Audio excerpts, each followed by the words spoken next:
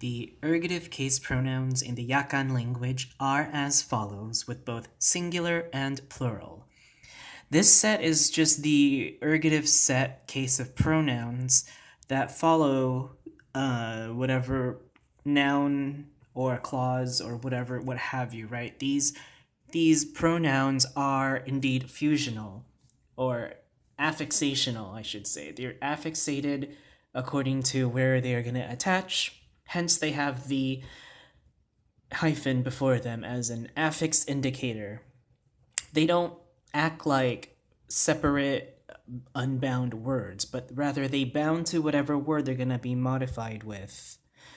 More specifically, as possessive pronouns, right? But these ergative case pronouns are just one set that you can use to express the ergativity in the ergative forms in the Yakan language.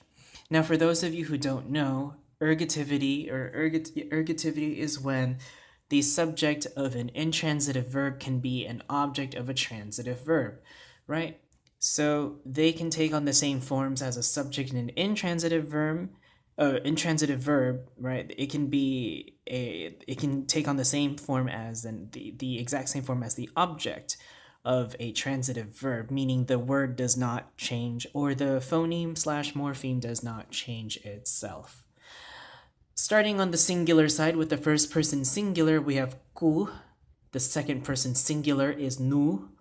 And the third person singular is ne. Now, remember from the previous video with the vowels that S sound can be unstressed sometimes when speaking fast to an sound, to an unstressed right?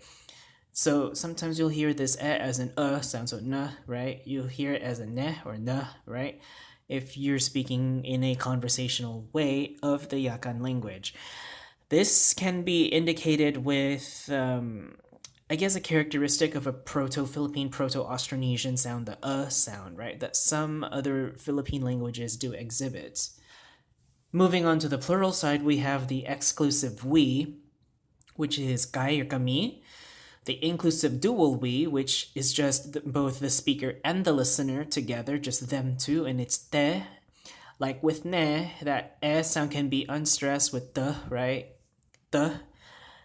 We have the inclusive plural of the we. This is everybody, right? It's not including the, it's including the listener, sorry. It's including the listener and including everybody, not just me, but everyone else besides, including the listener and everyone else, is tebi, right? Tebi. We have the plural form for the you, which is bi. And we also have the plural form for the third person, plural. The they is the de, right? De. So again, this is the ergative case pronoun set, or at least one of them.